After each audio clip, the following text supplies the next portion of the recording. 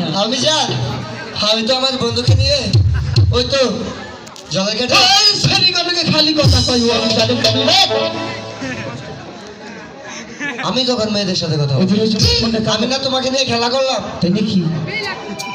মিথ্যা কথা বলি। এই যে বাবা লুকাই, হ্যাঁ মা, তোমার কি সারাদিন খেলা করলে চলবে?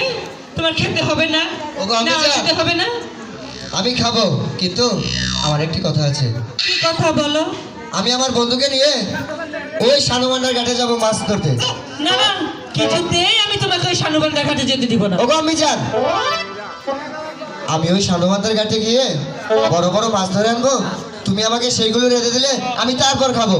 না না, তোমার বাবাকে বলে আমি বাজার থেকে মাছ আনাবো, সেই মাছ কেটে